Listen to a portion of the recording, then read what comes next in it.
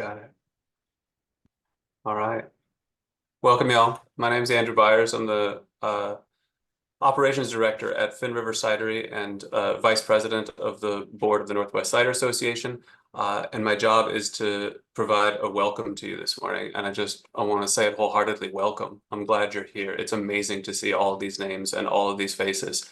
And I enjoy spending time with each one of you bit by bit throughout the year. And I'm looking forward to CiderCon and being able to give high fives as that goes around, which speaks to this deep sense of camaraderie that the Northwest Cider Association has provided as we've been growing into the symposium and seeing each other in our cider socials bit by bit and more coming out of the pandemic, building that social network. Yeah. It's been amazing.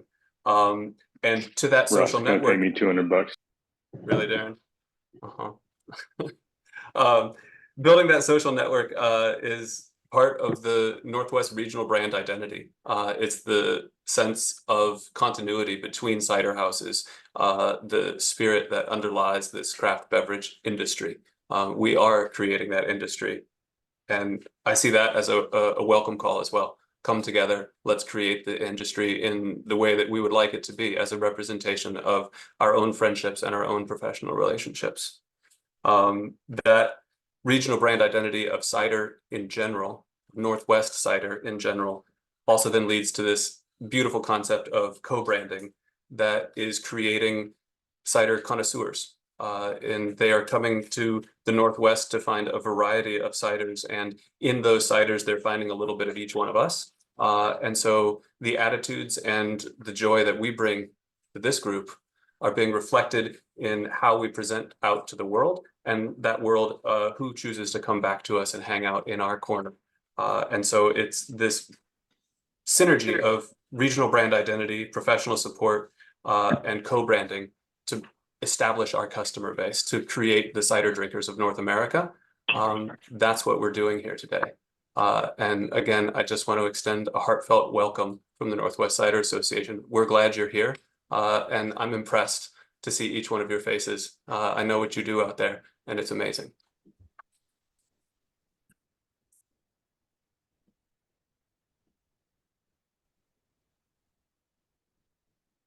Thank you so much, Andrew. Good morning, everyone. Welcome to the 2023 annual membership meeting for the Northwest Cider Association. You made a very good choice to be here today. Thank you for making some time. We have a packed presentation with a ton of fun information to share with you, news to share with you. And our cider ecosystem here in the Pacific Northwest is really the strongest I've seen anywhere else in the world. And a huge part of that is because of you showing up to events like this, making sure you're informed, being part of our events, and supporting an association to do the work that you've set out really creates that ecosystem. And we often say this phrase, a rising tide lifts all ships, right? It's a really good phrase to describe what we are doing. And I have a second analogy for you today, a more nature-focused one. Imagine, so set the scene, that we are all a forest of cider apples or pecans. Bear with me. Recently I was reading about mast fruits in a book called Braiding Sweetgrass, which many of you may know about. Mast fruiting is the synchronous heavy fruiting of a plant species at an interval more than 1 year. I can't quite figure out why we don't use this terminology for cider fruit, but I love it. And it seems like it really describes wild nuts right now, maybe wild apples too. But imagine wild pecans or acorns. And I'll read you this excerpt that I love from the book. For mast fruiting to succeed in generating new forests, each tree has to make lots and lots of nuts. Please make sure you're muted if you just joined the meeting. so many that it overwhelms the would-be seed predators. If a tree just plodded along, making a few nuts every year, they'd all get eaten, and there would be no next generation of pecans. Somehow the trees communicate with each other and all produce at the same time, sometimes across an entire continent. If one tree fruits, they all fruit. There are no soloists. Not one tree in a grove, but the whole grove. Not one grove in a forest, but every grove, all somehow as a collective. But what we see is the power of unity. What happens to one happens to us all. We can starve together or feast together. All flourishing is mutual. So, my little forest of pecans, we're flourishing together as one Northwest Cider community. And we will dig in today on the how and the why. We'll start with a year's end review. We'll see what happened this year. We'll then hear from 4 new board members who are up for election. Then we will look ahead to the future, and we'll talk about the consumer market research that is hot off the press, brand new research for you. We'll also reveal details about our big Japan export mission as we look ahead to 2024. Huge thank you to our sponsors today, Callis Insurance and Columbia Distributing. It really takes our sponsors to be part of our ecosystem and make this happen. Our vision is that the Pacific Northwest is at the heart of the craft cider movement, with a vibrant, collaborative industry where anyone can share in the success and joy of cider.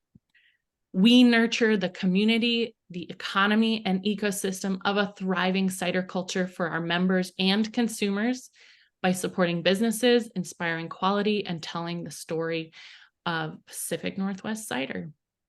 The team and I today are going to present the year-end review. You'll get to hear from Emily Becker, Jana Daisy Ensign, and Laura Kennedy. But first, our budget is really strong, and to help us increase demand and establish the Pacific Northwest at the heart of the craft cider movement, we raised nearly $1 million in grants and sponsorships for continued research, marketing, and programming to improve the quality and visibility of Northwest Cider to make your membership dues go so much farther. Do you remember way back in March? Emily Becker, will you talk about the symposium? Absolutely. Do you want to advance the slides, Emily?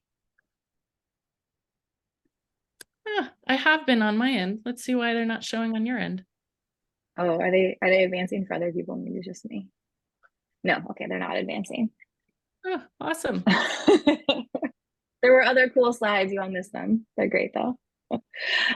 So for the symposium this year, it seems like it was a much longer time ago than just in March. Sorry, can you see the slides now? Yes. Okay, yeah. great. So last March, we held the symposium in Tacoma. It was our second in person and our third symposium ever. The first one, you'll remember, was virtual after being postponed. And so really what the programs that I've been working with this year, I think the theme, I'm kind of across the board, is that we're growing. Like we're getting better at everything and we're doing more of it. So like deepening and expanding. So the symposium grew to 330 attendees, and we had people from 11 different states and 4 Canadian provinces come. Those people came from 89 cideries and orchards, which is a lot of people. And the goals of the event are really to strengthen the cider community and to have a great time and to learn from each other and to connect people to resources, right? So we have a trade show as part of it. We had our tasting this year, which also grew. So it's half fun party to get to hang out with everyone in our neighborhood and taste each other's products, but it's also to introduce all of our cideries to buyers, to media, to people who are going to influence other people to purchase your cider. And we have 40 more buyers in media come to that event this year than the previous year, which might not seem like that many people, but each of those people are influencing many other people to purchase cider. So that's like a big win for us to have additional buyers at that event. So that was 2023. We had lots of workshops, lots of fun. And this year we're not going to do the symposium. I think everybody got the message on that because CiderCon's in Portland this year. So we're putting all of our symposium energy into that event. But we are going to have a virtual workshop sponsored by Scott Labs with Yonder Cider. And that'll be in March. It'll be, a 1 hour virtual workshop. We'll be sharing information out about that. And you can join it live and get your questions answered, or you can watch it later after the fact. So we'll be sharing that out soon. And then everybody, I want you to get out your calendars. This is the first thing to put on your calendar for 2025. It's going to be, the symposium will be March 17th and 18th, 2025. And we're going to be back at back in Tacoma at the convention center. The location seems to work really well for everybody. We asked a bunch of different questions about that last year, and people were like, yeah, let's stay here. And then sometime this spring, I'll be forming a planning committee or like a design team to help plan the event. So if you're interested in that, just let me know. You can let me know now, or we'll be sending out information in the newsletter too about how you can get involved to help us like plan the sessions, anything else you want to see, ways we can grow and change the event. So I'm going to talk about the Northwest Cider Cup as well. So we held the Northwest Cider Cup this, I guess spring, June, right? And the kind of the goal of the competition is really to inspire quality cider making and to make sure that everyone who enters their cider gets constructive feedback so that you can then use that to improve your cider or use it for marketing purposes. So we also kind of have positioned ourselves to be the most you can pick your word, but prestigious, rigorous, least medals given cider competition. So if you get a medal at the Northwest Cider Cup, it means that's a top tier cider. There are many stellar ciders that are entered into the competition, and only a handful of them get medals. This year we changed our name from Portland International Cider Cup to the Northwest Cider Cup to just reflect that we're really it's a regional event. We accept ciders from Oregon, Washington, Montana, Idaho, and British Columbia only. And we want to reflect that, it's not just because it happens here in Portland, it's a Northwest regional event. We also changed our judging software to be much more streamlined and virtual, and we heard good feedback on that. We're going to tweak it so that the software you use to enter and the software that the judges are using to judge the cider is one and the same. And we also grew the Cider Cup, the participation this year. It increased 12% from last year. And we had 50 different cideries and perry areas. Is that a word? No. Perry makers enter the competition. We'll be retaining the 19 categories we changed for 2023. We'll be keeping those moving forward. And there's the opportunity for, in each category, just 3 medals. We awarded 51 medals total to 24 different cideries in 2023. And that was, we had like a 1-day big competition, and then we had a big party, which is super fun. So we're gonna do it all again in 2024, and we're gonna do it a little bit better. And Laura, do you want to talk about membership? Hi, everyone. I'm Laura. I'm the Membership and Communications Coordinator for the Northwest Cider Association. I joined the team back in March, and my first day on the job was actually the first day of the Northwest Cider Symposium, where I met many of you. My role on the team is to support the members and to share important news and updates. I update the website, and I also run the Instagram and social media accounts. If you have membership questions or support needs or questions about Oregon Cider Week, you can reach me at my email address, which is info@northwestcider.com. I wanted to talk about a few changes that I've made to your membership benefits, which are that the membership benefits have now migrated from the northwestcider.com website to the Wild Apricot platform. So in order to access your membership benefits, you'll want to visit the join tab on the northwestcider.com website. You can hover over the join and you'll see a member login. Once you log in, you will go to the member resources tab within Wild Apricot and see cidery tools and resources there. We have a whole list of membership benefits there on Wild Apricot, including the unbranded marketing photos, social media calendar, consumer market research, state of the industry reports, and more. So be sure to visit Wild Apricot and find your membership benefits. And if you need any help accessing anything or have questions, you can always reach me. We've made a bunch of updates to the lifestyle images of the Northwest Cider. They're now organized by season. So you'll see some great winter shots if you're looking for marketing photos for winter.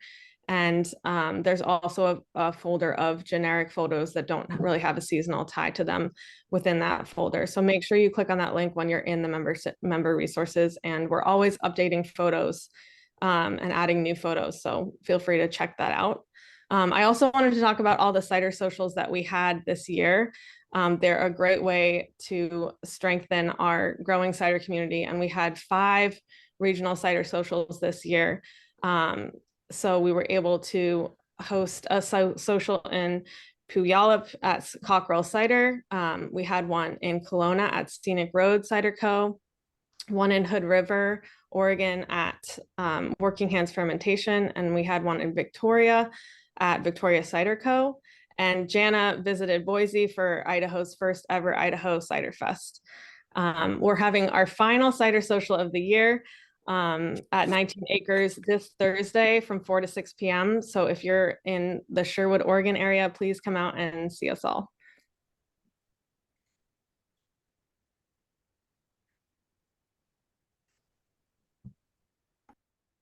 Okay, I can tell I'm up next.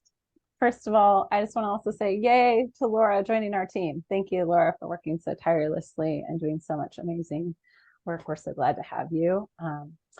I'm going to talk about our media and PR, and hopefully you've seen a lot of it to help sell more Northwest Cider, which is one of our main jobs that we do. We are actively engaging hundreds of thousands of potential buyers, media, and cider consumers. And we do this through a wide variety of earned, paid, and owned media efforts. This is really impactful work that we do, but I know it may not always be directly visible to all of you. So we're going to take a moment to call it out. This fun ad that I have included here is from a full page spread in Willamette Week's Dine Out issue. This had 25,000 hard copies and 180,000 digital views go live with it when it was live. So just thought it'd be a fun place for us to start. Moving forward, you'll see there's a lot of impact. It was actually really difficult to try to gather how much impact we've had because there's so many different touch points.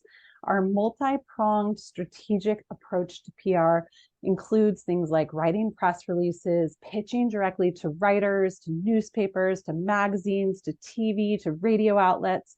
And then we are always working to not only establish, but then nurture these ongoing relationships that we get with the media and with influencers by doing outreach, education, and events. We are always working to make Northwest Cider visible to the people who decide what is newsworthy. And so every single grant funded program we run has marketing and PR built right into it. This is marketing and PR for both trade and for consumers. And this is how we can leverage your membership funds to go further. This means that we're able to secure state and federal dollars to help pay for marketing. Our marketing committee, which includes expert marketers, industry professionals, board members, has been an absolutely invaluable source of guidance. This is a shout out to our marketing committee who works tirelessly and does a lot of deep dives into, both kind of big picture and granular programming all the time. This helps to drive what decisions we make about marketing. And I thought it would be great to kind of call out specifically that we are doing earned, paid, and owned media. Some of you are really well versed, and this might be really familiar, but just to kind of illuminate it to you, specifically in 2023, we had 63 distinct media outlet hits. These included such national publications as the Washington Post, the regional outlets like Cowboys and Indians, Portland Monthly, Seattle Ever Out, Capital Press, Idaho Press. I'm just listing a few. This is a really long one. Yes to that autographed version. You are absolutely a celeb. Thank you, Kristen, for showing up on so many of our great images. We've got a lot of great images of a lot of you. Thank you. And then our paid placements include things like magazine buys, event activations, newsletter inclusions. We've done radio ads, partnered social posts, advertorials. We're doing these for local, regional, we're working with national outlets, and then just a slew of online digital placements. You name it. If you've done online marketing, leaderboards, island, half pages, mobile footer, all of those different design elements. So they all take time and curation. We're doing this so we can show up in so many different places and touch so many different audiences to make them aware of Northwest Cider. There's so much to list here. I wanted to call out one of the highlights for me in 2023 was working with the Idaho Wine Commission. This was the first time that we've really done a deep dive with them. And this was an opportunity to really highlight and bring big visibility to cider in the region. As a result of the effort, we had a dozen full-length articles, and that garnered 3.5 million total views. Million people. It's a lot of views for cider. It really blew up the industry, and I think the Idaho makers could probably attest to the fact that we had a big spotlight here. Our owned media outlets are our channels where people can go anytime and find out more about Northwest Cider. So kind of obvious, but I'll call them out. Website, our YouTube channel, if you forgot we have one, our newsletters, our seminars, and other educational things we put out there, as well as, of course, our own social posts, many of which we do boost and add paid promotion to in order to really amplify them. So a lot of different coverage going on. We tallied this up and thought, conservatively, we probably generated more than 100 million impressions for Northwest Cider this year. And I think that's a pretty low estimate. So it has been a big year. What's coming up in 2024? Some really cool things, just a quick few highlights to keep you kind of going and keep the energy vibrant here. In January 2024, sorry, I'm still on the same one.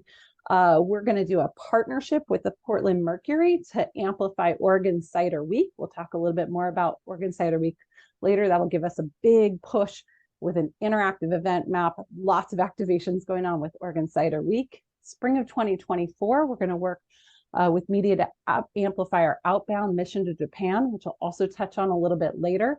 We're going to partner with Travel Portland, so we'll get 600,000 potential travelers to Oregon looking at this kind of impact.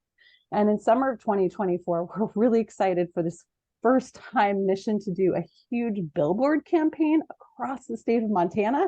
Turns out people like to see billboards. They're spending time on the windshield action. So we've got anticipation of about 5 million impressions coming from that campaign that will run multi-months in multi-cities throughout the state of Montana. If you've got places that you think we should show up, if you've got media contacts, if you've got leads, reach out to me anytime. I'm happy to hear from you. I'd love to make sure that we get targeting where you want us to show up. Your voice is important, and what you have to say to drive that is really something that it's always an open door. And if you have content you want featured on our social media, I'll bear repeating that Laura has recently taken on that social media, and we have a dedicated email. If we can drop it in the chat, it's social@nwcider.com.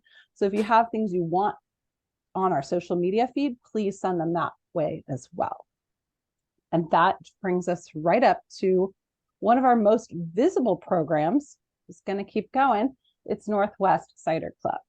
So many of you, hopefully all of you, know know Northwest Cider Club. This was our premier, it's our direct-to-consumer mixed cidery club that we launched back in 2020. We launched it back then because people needed a way to sell directly online to consumers. And it has been one of the most fantastic programs, teaching us all so much about how to direct market to consumers, and has really reached a highly visible number of cider consumers. We have 39 states that we can ship to, and this is an exclusive opportunity just for Northwest Cider members. So to participate and be selected one of our curated boxes or curated selections, you need to be a club member. Moving on to my next slide, over the past 3 years, we have featured 53 different unique producers. We've sold 5,670 club boxes, and we currently ship to 37 states. Thank you. Thank you for being the cideries who participated in this wonderful club. And thank you so much for also some of you being our members. We could not have done this alone. It has been such a great learning process. And again, our strategic, multi-faceted marketing approach has been how we've got the word out about club. It's been earned media. It's been owned media, and it's been paid media on a wide array of platforms. I think you probably got the gist, but print mags, weeklies, online platforms, radio, television. Hopefully everyone here has seen some kind of promotion for Cider Club over the years. In the way that we've done this, we have amassed another substantial volume of media hits. Cider, Men's Journal, the Washington Post are a few of the places that have covered us. Our social media marketing, I just ran numbers for 2023. We had reached 7 million with social media marketing for Cider Club, with nearly 10 million views. So eyeballs are focusing on Cider Club. And in addition to really driving the sales of club, promoting the ciders and the cideries that are included in club, we're creating huge visibility for the overall category. And I'll again remind you that we have that wonderful catalog of evergreen images that we've been working to create through the course of having Cider Club and having funding to take photos. So those are available to you to promote your ciders, promote your cidery outside of the club. And as we learned so much, we decided we should give this back to the community. Last CiderCon 2023, Emily Becker and I were able to summarize some of our findings and share them at CiderCon. So that was a really wonderful opportunity. And this season, it's fresh time for change. Maybe you've seen the updates, but we are ready to pave the way forward for a new chapter of Northwest Cider Club. And this is with our friends at Preston Press. Now, if you don't know Preston Press, I'll let them introduce themselves in just a moment. But I just want to premise to say that we have launched this program and learned so much. And now we're at the point where we're ready to hand this program off to expert cider online retailers, people who day in and day out work in the world of shipping cider, run cider clubs, fellow certified palmiers who love cider. And we're so excited. They're just the right fit for this evolution, this journey forward. And there are so many benefits that are going to come from moving this club, keeping it intact, keeping our members vibrant and active, keeping the cideries able to activate as a member exclusive benefit, but moving this over to a dedicated shipping platform. Eric and Story Madrid of Preston Press, I'm going to turn it over to you to introduce yourselves and say hello and let people know just a little bit about what Preston Press is and what you are kind of thinking about with the future of cider here, Cider Club. Thanks, Gina. Hi, I'm Story. I know I see lots of familiar names on the call, but for those who don't know us already, it's nice to virtually meet you. So Eric and I are both longtime cider enthusiasts. We've spent much of our adult lifetimes not only drinking cider, but introducing people to cider and helping people find cider that they love, because we do truly believe that there is cider out there for every palate.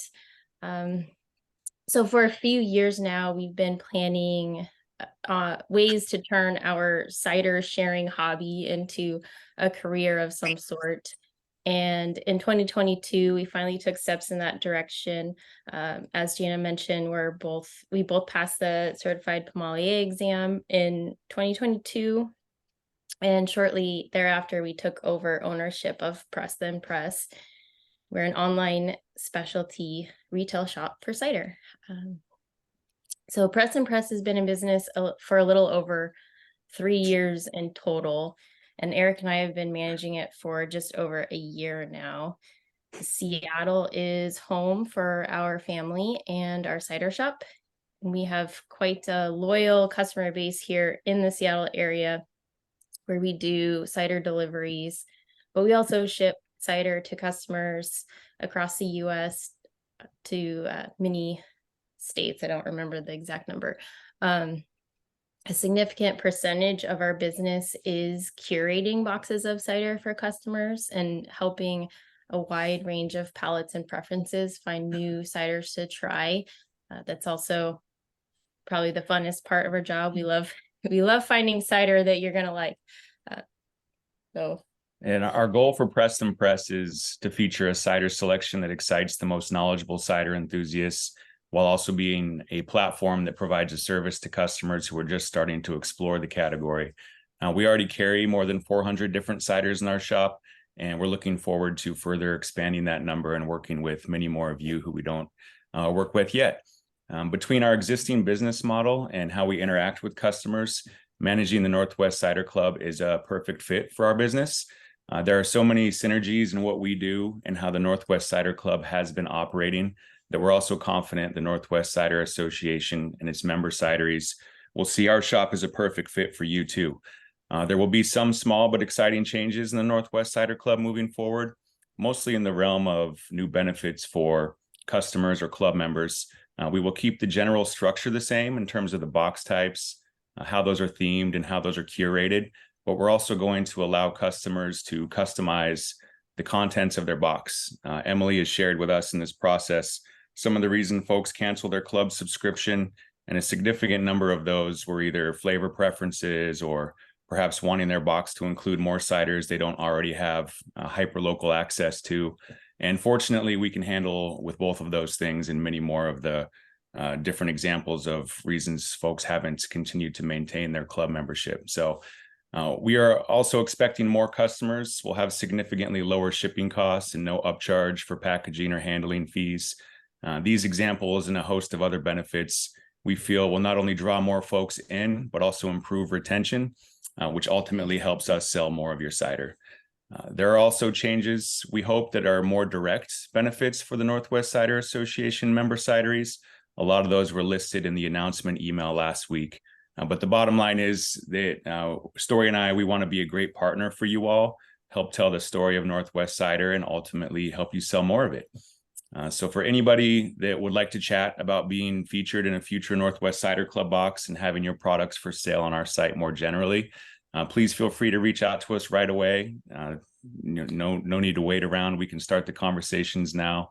You can email us, the email on the screen, cider@pressthenpress.com. You can also find all of our contact info on the site.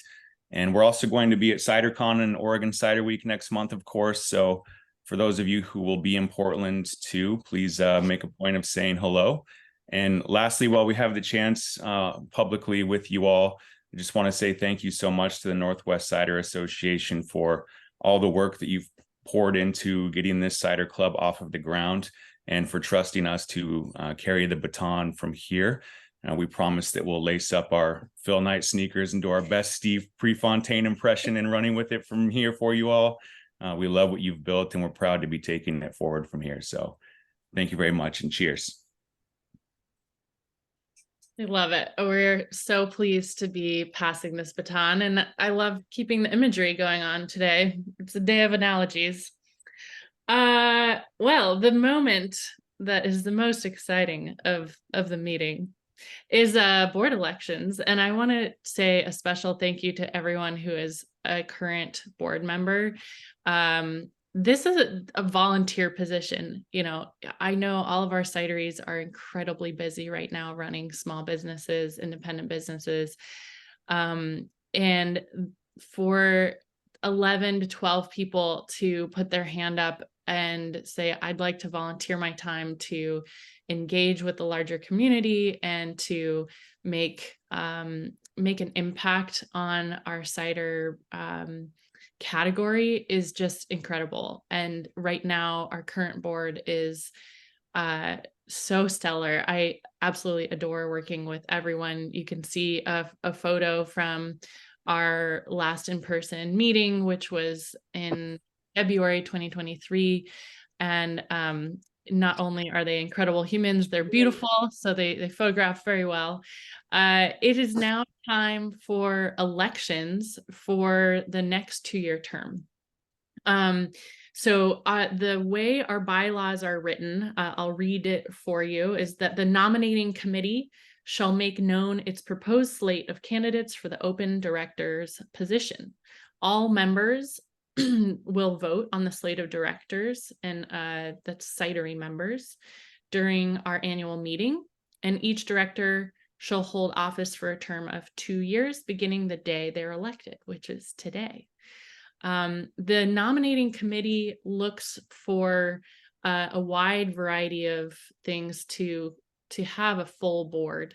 And they're not just looking at the actual skill sets of each individual candidate, but they're looking to have an entirety of a good spread of cidery size, geographic location, the style of cider that's made, also a good gender balance among the board. And as you can see, it's very even right now, which is incredible.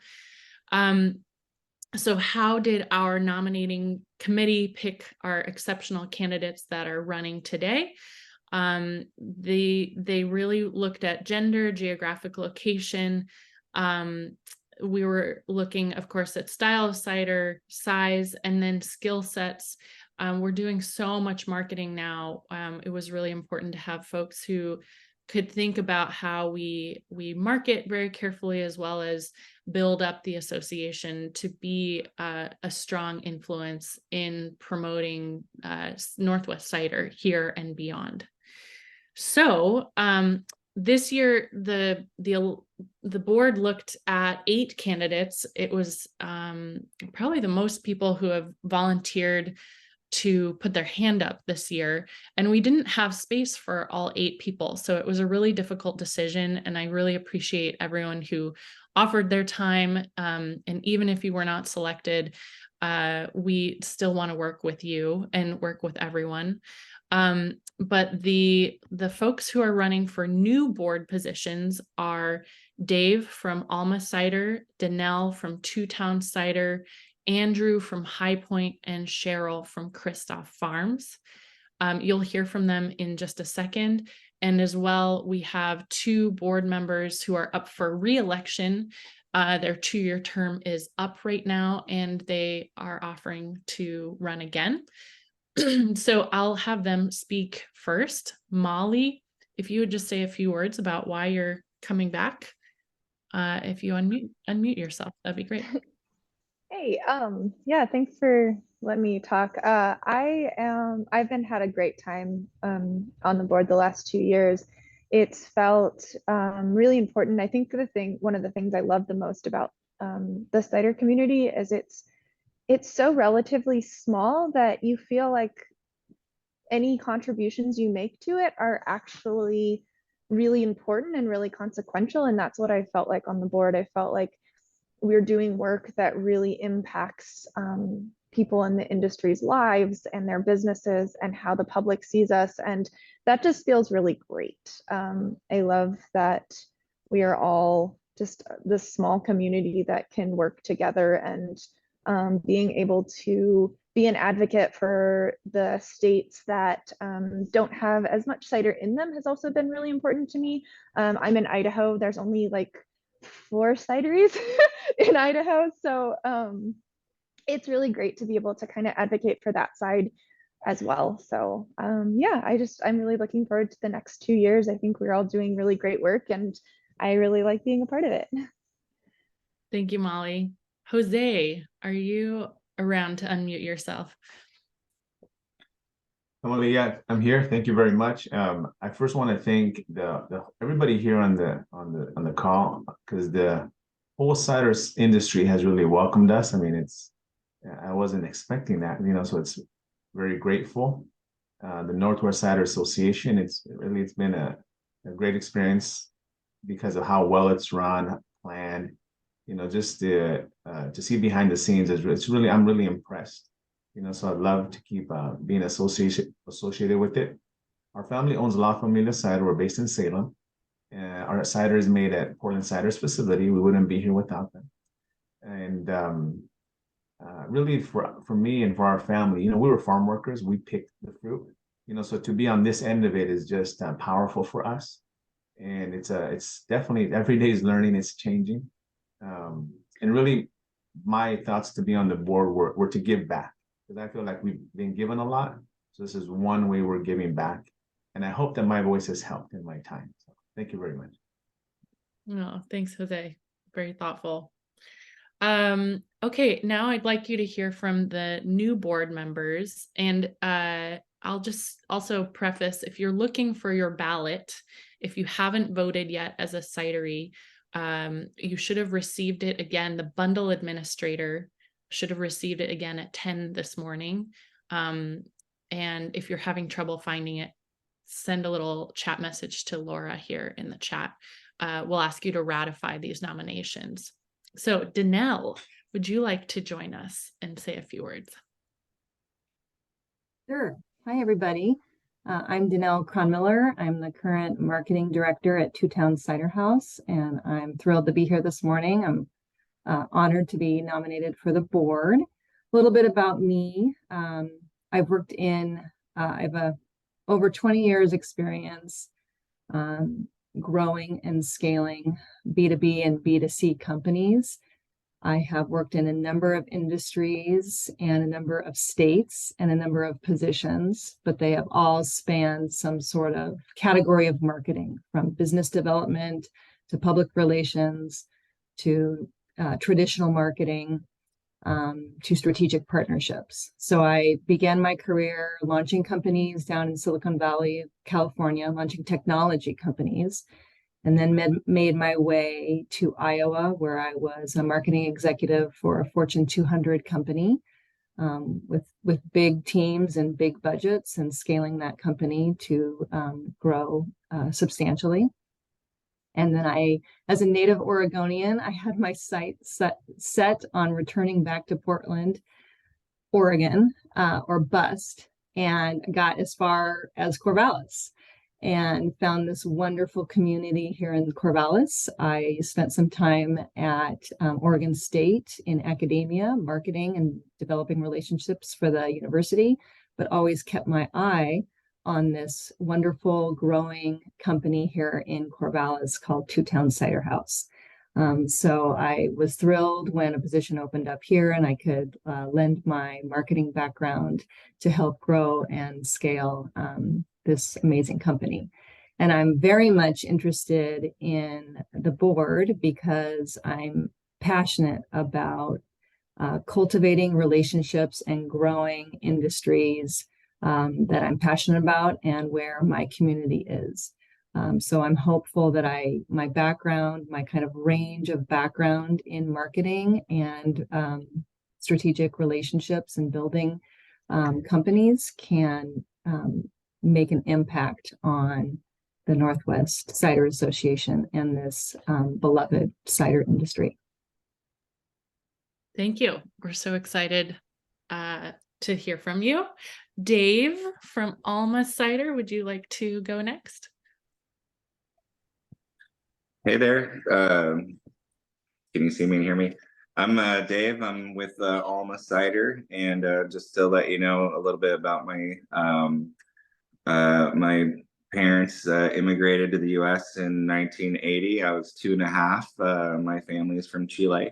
I speak Spanish fluently. I grew up in Southern California, and I guess that probably is where I began my love for being outside, spending a lot of time outside. I went to school in Northern California, and went to school for fisheries biology and really liked the sciences, and then working outdoors. I worked in different hatcheries and lakes and rivers. I moved around California doing that kind of work. Unfortunately, these naturalist types of jobs don't pay highly. So I had a lot of supplementary jobs to kind of augment my income, working in the food industry, in restaurants, back of the house, cooking food, front of the house, serving food, plumbing. It was kind of an ongoing joke that I constantly say, oh, I did a job doing this. And so I've done lots of different jobs. Eventually I went back to school for nursing, and I went to New Mexico for that. I worked through nursing school as a bartender, and I liked making drinks. I learned the nursing process, which is really important. I think I use that daily in making decisions in life, and there's an acronym for that, ADPI. So you make an assessment, you diagnose the issue, you make a plan, you implement the plan, and then you evaluate it. And it's just a continuous circle, and it can be applied to any type of problem. So I like to use that a lot. I became a travel nurse, and that's how I came to Washington State. I fell in love with the beauty of the Pacific Northwest here. I met my life partner, my wife Heather. We built a home, well, not literally, but we built a community. We had children. We began a network. We had some stability, and I had this longing in the back of my head to be working outdoors again. And nursing provided this opportunity to go back to school. I thought maybe it'd be cool to have a vineyard. So I went back to school for a master's in agriculture, and it turns out here in the Skagit Valley and in Mount Vernon, there's a lot of history for growing cider fruit. And I didn't know when I began, but they've been keeping data here since 1978, and a much more reasonable crop than grapes is cider apples. And so I kind of fell into that, and started grafting trees and making trees. And I started making cider actually to pay for my orchard. And since then, I have come to know and learn and love the cider community. I feel like the cider community is genuinely kind, thoughtful. They're, into knowledge sharing. Just people that I really, really feel a fondness for, and like-minded people. Since then, I've done a lot of work to learn as much as I can about cider. I became a certified sommelier. I'm an orchardist. I have studied to learn how to grow this type of fruit. All these different jobs that I've had and places that I've moved to, I think have prepared me for a career in cider. And I feel like I could put all these skills to use to help cider in our region for the Pacific Northwest, and to help cider as an industry in general. And I'd like to share my knowledge and my like-mindedness with the cider community. And everybody's just so nice when you go to these events. You're so nice. Thanks. Thank you. We're so excited to have you on the board. Andrew, you'll be our third Andrew on the board. Would you like to introduce yourself? Hey, there we go. I hope the multiple Andrews isn't going to be an issue. I'm Andrew. I run High Point Cider over in Victor, Idaho with my brother. Once upon a time, I was a biochemist and I picked up a pretty bad management consulting habit. And I kind of got a reputation for doing the projects and doing the things that most other people didn't want to do, which was math. So I turned into the quant guy at the firm, and have been known to, after a hard day's work, get back to the house, crack open a cider, and pop open, a recreational spreadsheet or two to unwind after the week. But math and creative problem solving is not what got me interested in the NWCA board. It's what we've heard time and time again on this call, and it's the people. This is the first industry I've been in. Consulting is a whole thing, but this is truly the first industry I've been in where the people are awesome. And the more people I've met over the last couple of years at the symposium, at the Cider Cup, it's truly impressive, the sheer amount of talent, knowledge, etc., that is in this region.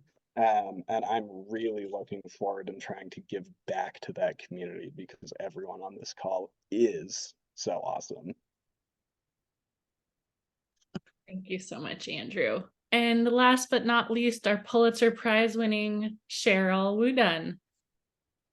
Hi there, everyone. Thank you so much and I'm honored, Emily, for you inviting me to speak today and to talk about the board.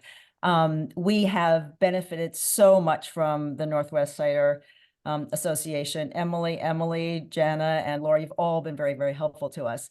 So Christoph Farms is a new orchard, also a vineyard, but we converted from pie cherries, which Americans stopped buying.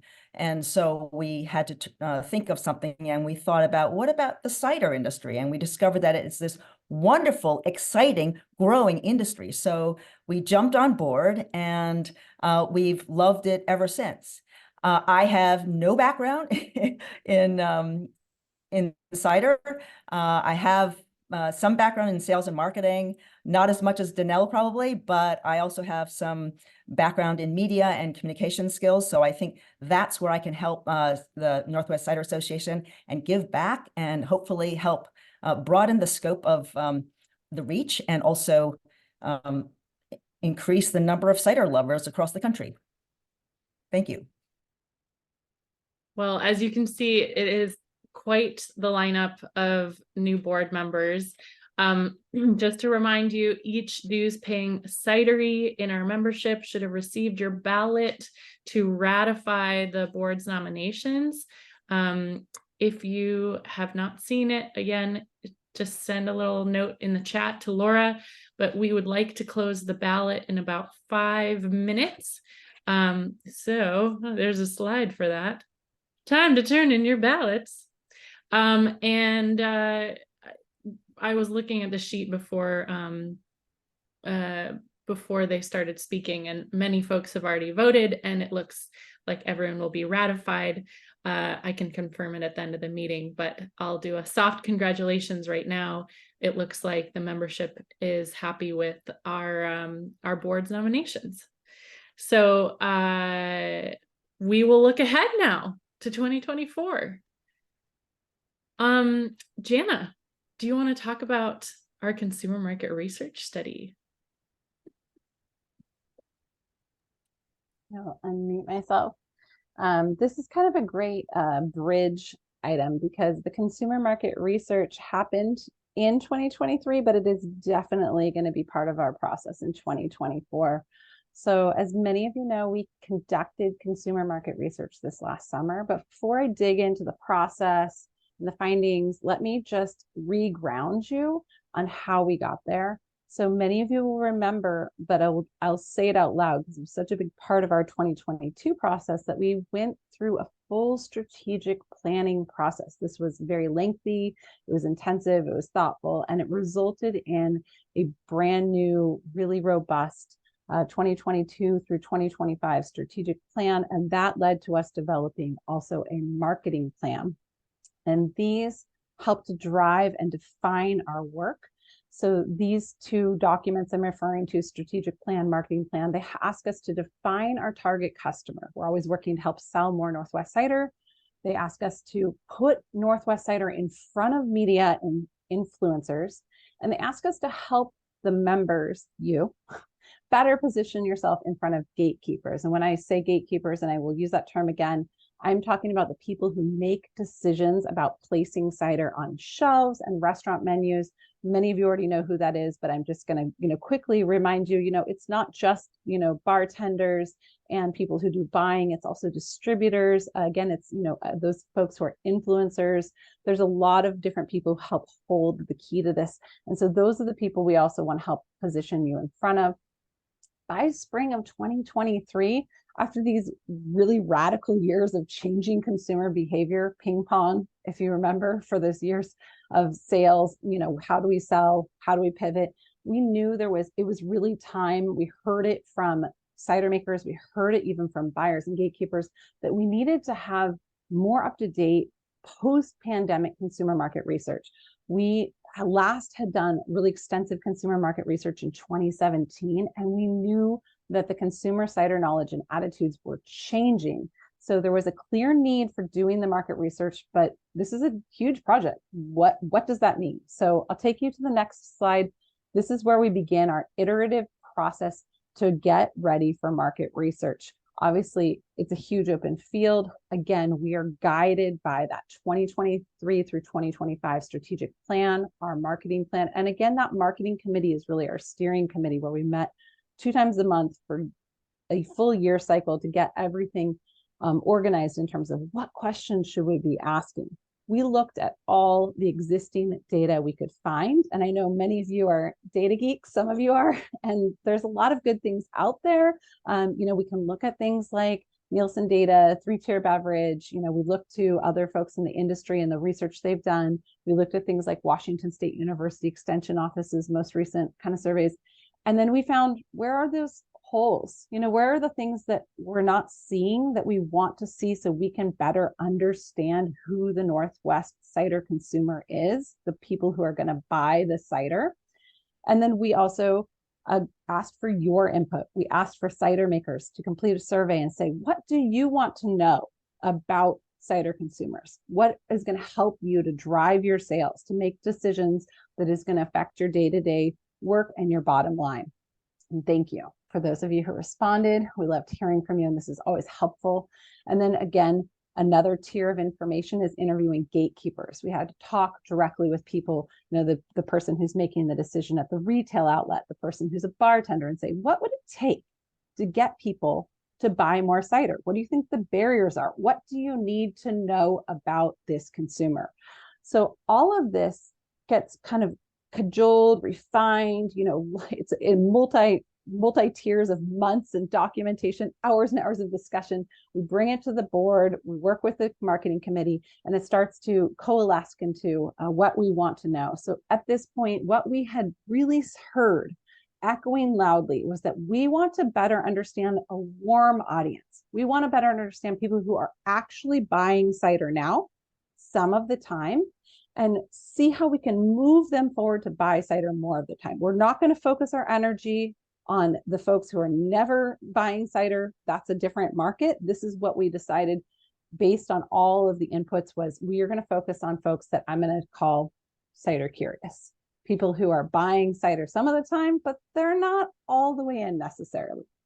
So moving on to our next slide, we partnered with Oregon State University's Food Innovation Center, and many of you might be familiar. This was a great fit for us because they can help us conduct a large screener survey. That's a survey where we touch a large number of people and we ask them about their insights and their preferences, their consumer habits, and we can also go deeper by also doing a sensory evaluation. So multi-pronged approach. And our takeaway research questions that we led in with the research here were, what is the best way to drive the Northwest cider sales now? How do we get the existing cider curious customers to buy more often?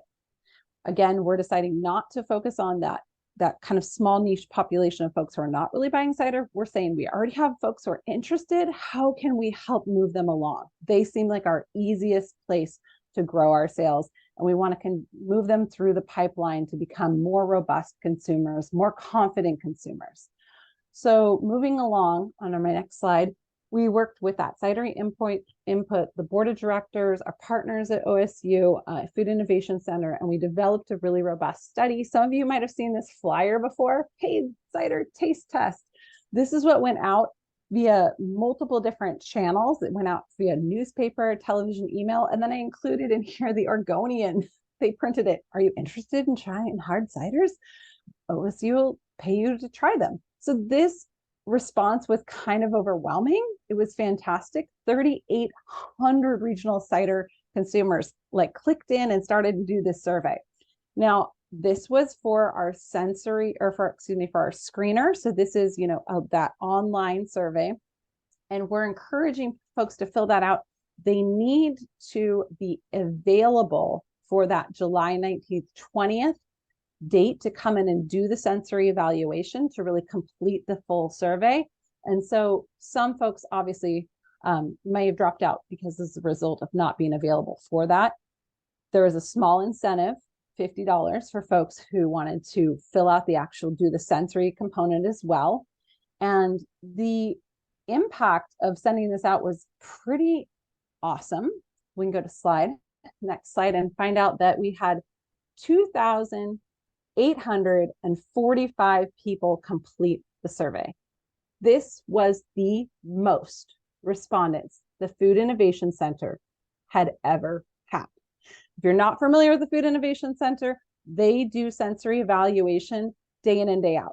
You have a new salsa recipe, you take it there. You've got, you're working on a drink formula, you could take it there.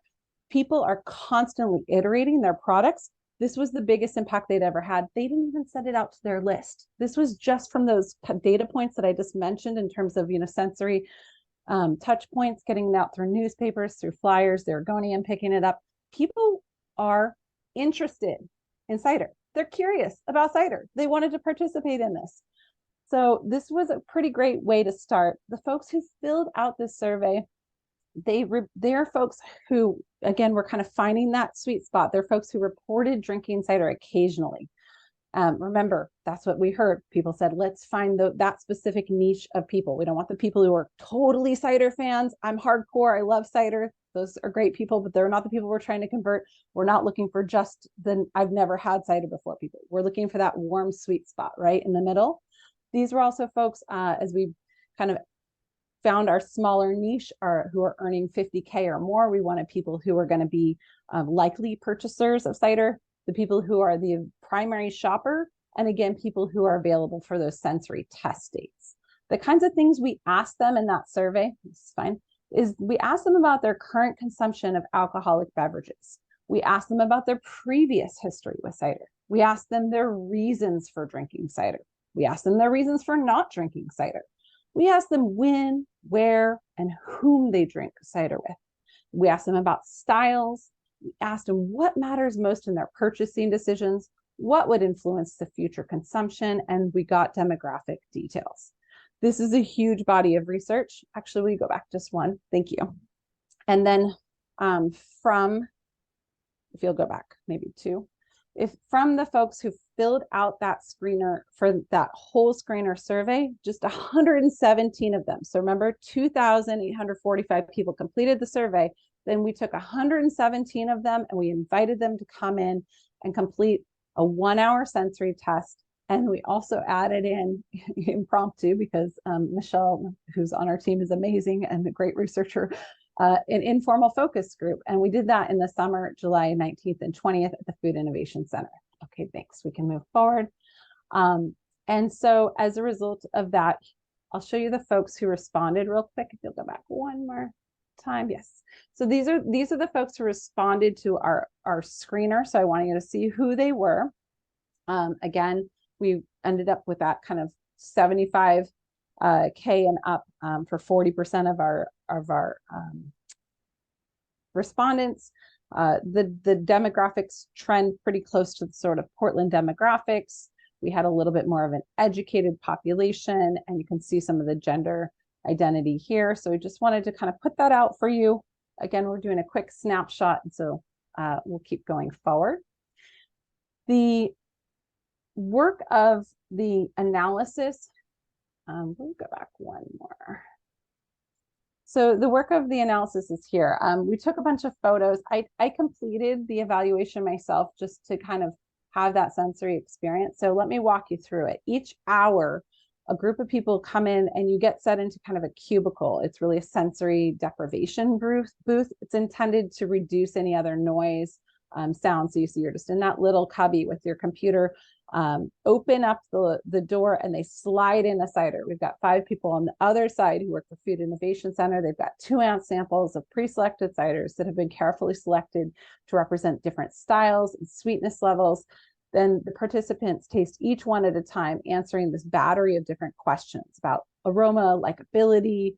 This kind of mixed method research used a wide array of different measurements. We're using rankings, scales, frequency measures, agree, disagree statements, select that all apply, and open-ended. This, plus the screener and the focus group, has produced a mountain of results. It is a lot to digest. I have to just shout out right now to the Food Innovation Center, who has spent hours with us and the marketing committee just digging through graphs and charts and information. It's so exciting. There is so much there. And today, I'm just going to pull out some of our favorite highlights to give you a high-level overview, and I'll tell you where we're going to go from here. So let me share with you about the Cider Curious. So we saw who the respondents were, and then I told you that we sought out the Cider Curious. So who are they? So at the onset of the study, we had identified what we thought they were. We said cider curious are people who select cider some of the time. It's not their go-to drink. Cider fans, they're people who can choose cider as much as other beverages. Cider enthusiasts are people who always or usually drink cider. But when we asked people to define themselves, the people who we called cider curious said that they were cider fans. They didn't choose cider all the time, but they thought they were cider fans. They considered themselves cider fans. So this was a really interesting epiphany for us, was that we learned that we had a definition and the consumers had a definition. And this is new to the consumer research around cider. It means that we are evolving. The cider industry is maturing, and cider consumers are in a different place in their journey than they were previously. This is exciting because it means we have a unique opportunity right now to really increase sales by doing collective consumer education and marketing. Let's see more about what they said. So moving forward, we asked them when they consume cider, and their top 5 drinking occasions were casual get-togethers with friends, drinking cider outdoors, relaxing at a party on the weekends. We asked them why they drink cider, and they told us the top 5 factors that influence their cider purchases currently are locally and regionally produced, which is encouraging for us, price, no artificial flavors or added sugars, fruity ciders, and the ABV percentage. Next, we asked them why don't they buy more cider now? What are the barriers? They don't know enough about how cider is made, with cider apples or cider styles. There's not enough options at their restaurants, bars, stores, and they can't easily find the ciders that they like again. They're also concerned about selecting the right sweetness level. So to flip that on the other side, I have one more. We asked them what would help them buy more cider in the future. They said they would buy more cider in the future if they could taste different ciders and consistently find what they liked. If someone they trust recommended it. If they knew more about how cider is made and cider apples. If they knew it was regionally made. If they knew it wasn't too sweet. So this is really a tip of the iceberg. As I said, there's a lot of data that we're going to be able to continue to move you through, but I wanted to give you a little taste. When we look at some of these barriers and solutions, we may already jump to how we could make changes. We might already have ideas. And the next slide just suggests for you to reflect on this and to think about it. We believe that this tells us again that we have a unique opportunity to increase sales by, again, creating consumer education, which is collective, right? Working as this tight-knit industry that we have identified, and I've heard it say over and over throughout the meeting that we see that we can identify these clear barriers and what people need. They need more recommendation. They need more clarity on labeling. They need more knowledge about cider. These are barriers that we can overcome. And so there's a lot more that I'm excited to share with you about. And what we must do is work together now at this transition, change of the year, heading into 2024 to grab the interest of this very interested cider consumer. People are interested about cider. So where are we going to go from here with the research? Let me break it down for you. My next slide. The next place you're going to see is we're going to summarize our pieces into some information on our website. So our consumer research is current on the site. I'm going to host a more lengthy, more in-depth presentation with Jessica from the Food Innovation Center and Amy Wood from our board of directors and Curious Plot at CiderCon, Friday, January 19th. If you're able to join, that'll be a lengthy, in-depth version where we go deep into the research, not the 10-minute version here. And then we will create a full, really robust for you Data Geeks big stack research finding report for members, which will be member exclusive benefit locked behind that wall. And then Gatekeeper education is already on the schedule for summer 2024. That's work that I know that I'm actively doing. And so the data that we pull out of this, then we can share with these really important folks who want to help sell more cider because it's in their best interest. Those gatekeepers, these are great findings. These findings will also continue to inspire us and move us forward in this next year ahead with media opportunities. These are great pitches, hooks, opportunities to get the attention of media. And of course, updated new marketing materials that are going to address the barriers as we identify them. There's a lot more in the sensory analysis. Like I said, it's a huge, robust body of knowledge. Emily asked me to try to condense it in just a really hot, quick, 10 to 15 minute section for you. So I hope it gives you a little taste and that you're excited to learn more with us and help to rise up that consumer education collectively so that we can really capture the attention of those cider curious folks who are very interested in cider. Thank you, Jana. There's so much to delve into, and I appreciate you giving a condensed version. There's a lot more coming along. I'm really excited about this. And that's something that really only a really large company or a cider association can pay for data like this. This was about a $50,000 buy, and we want to make sure you take advantage of it and learn more as we delve into the specifics that we came up with. So we're moving along really quickly. I just want to remind you, if you are on this call and you have not renewed your Cidery membership, December 15th is the deadline to be included on our printed map, which will be handed out during Oregon Cider Week and CiderCon. And I will turn this over to Emily to talk about CiderCon. Who's excited for CiderCon? Me. I'm very excited. Woo. So y'all should know by now that the American Cider Association is going to present CiderCon 2024 in Portland, Oregon in January. And Northwest Cider has partnered with ACA on this huge project. I think it's going to be the biggest CiderCon ever. Registration's looking really good. And I want to encourage everybody to register if you have not already. Do it now. The tasting sessions are selling out. The tours are selling out. I think the whole event might sell out. Michelle can drop a comment in the chat if that's a possibility, but it's definitely going to be big and it's going to be super fun. I get to help with the Northwest Cider side and with the American Cider Association side, and it's going to be awesome, you guys.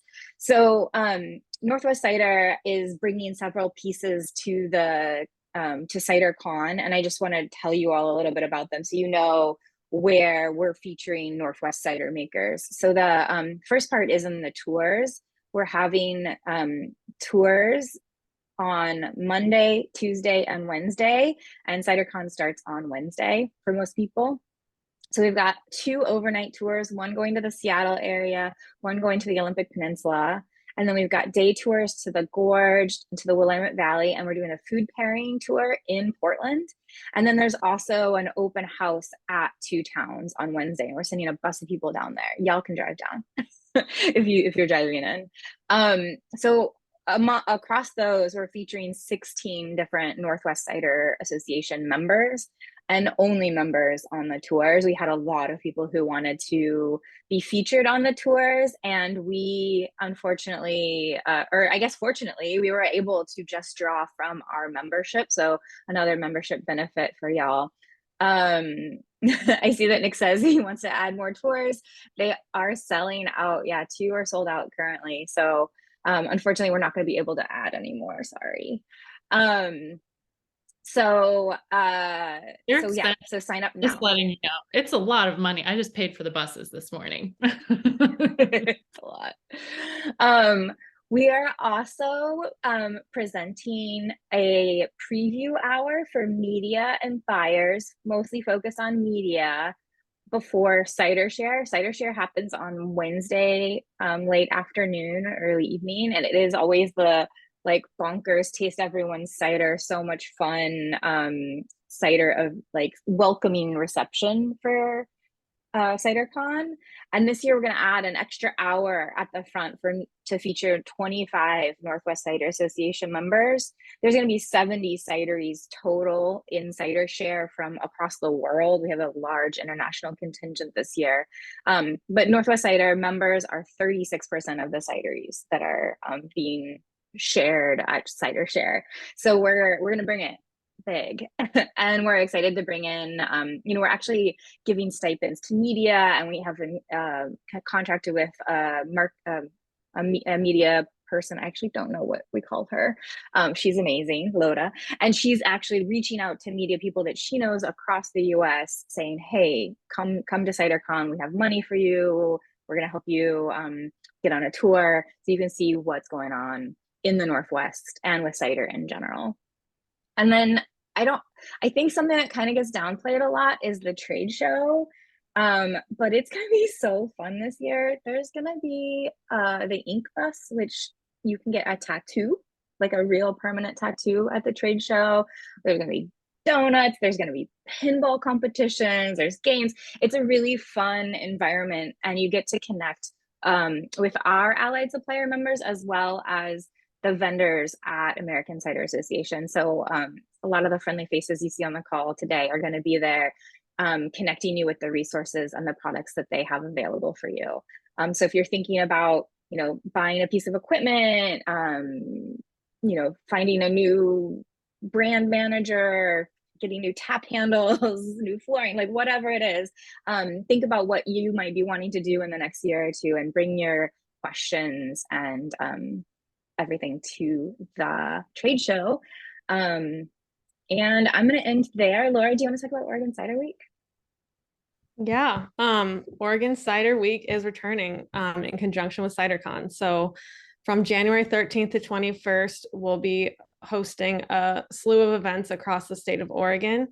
We want to thank Columbia Distributing for being the presenting sponsor of Oregon Cider Week, and also thank our committee of about 20 members who have helped us to really shape and plan the week of events. As a part of Oregon Cider Week, Emily mentioned the Northwest Media Preview Hour that we'll be hosting before Cider Share. So we wanted to thank everyone who has signed up to pour.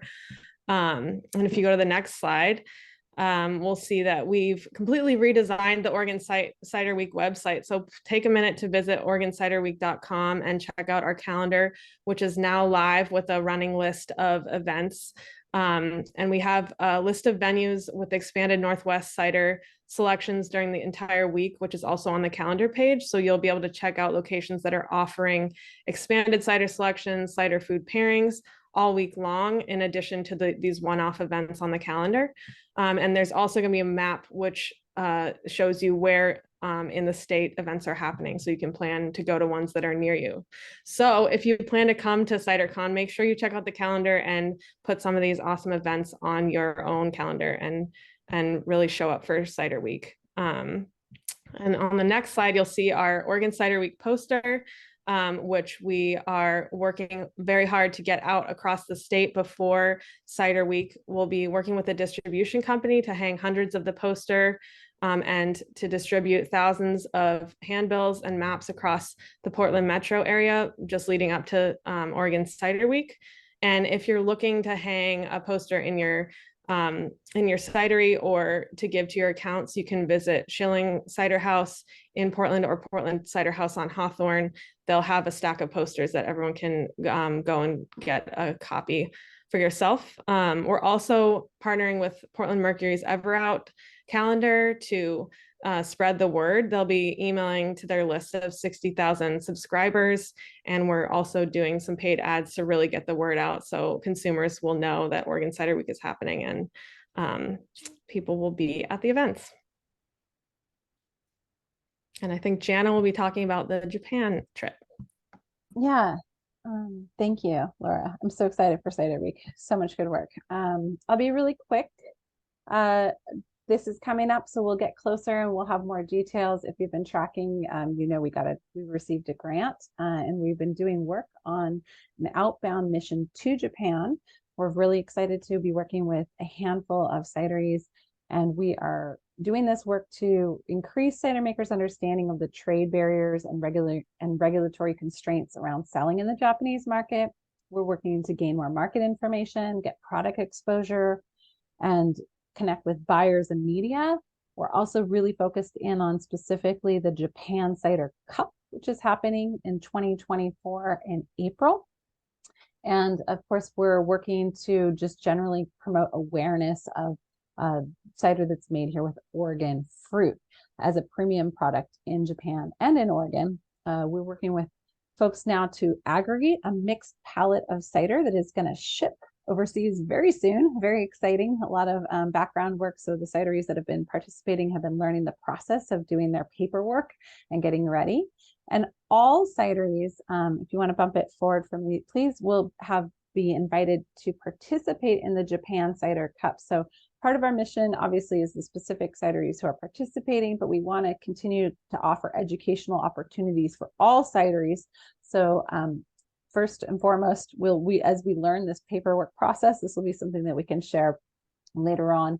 We also encourage you to submit an entry if you'd like to the Japan Cider Cup. It's pretty new. It's a really fun, interactive, sort of a different style than our cup. It's a something that's got consumer-facing component as well.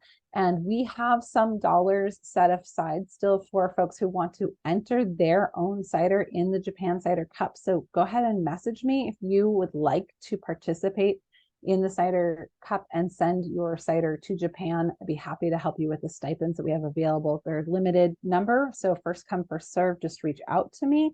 Those are good to go through January 31st. After that, the Cider Cup will close. So you can take a look at japancidercup.com for more info on that.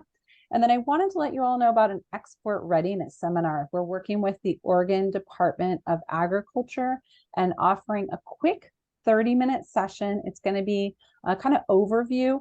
We'll talk about business culture in Japan and Oregon-Japan ties around cider and some Q&A.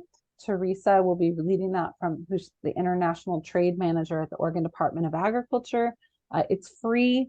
I'll drop the registration. I did send a message out and it's in our newsletter, but I'll drop the registration info in the chat as well. Anyone can attend this. This is open to you to learn. Please come and join, even if you're not participating in the outbound mission right now, but you're interested in learning more about exporting to Japan. This is timely. And then the next wraparound time, I know there'll be some really great content as a result of this mission will be at Symposium 2025, because we're going to for sure want to share some of the findings that we have as a result of doing this work. So quick update there. Thank you, Jana.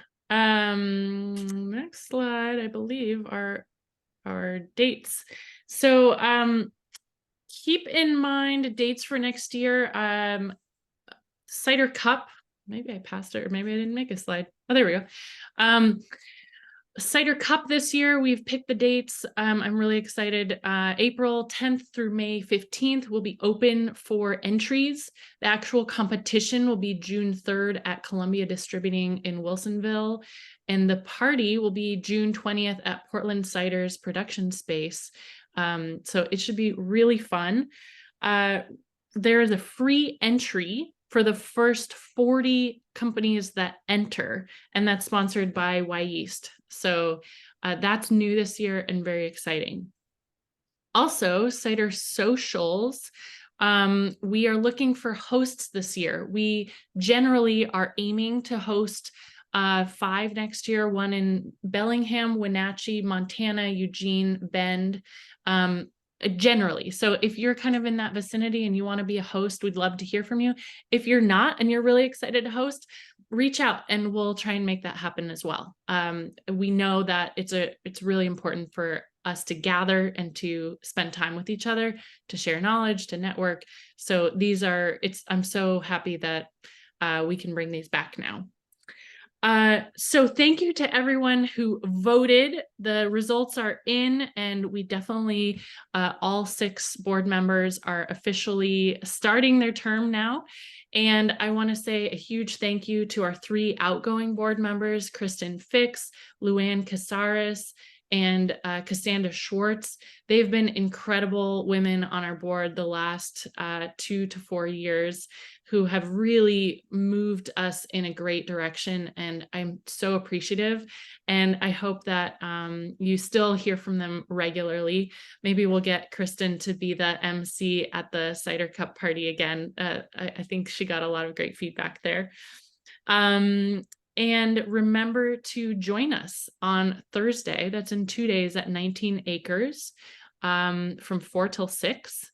That's in Sherwood, Oregon. We will have some food and beverages there. So if you would RSVP, that would help us not overbuy and overspend.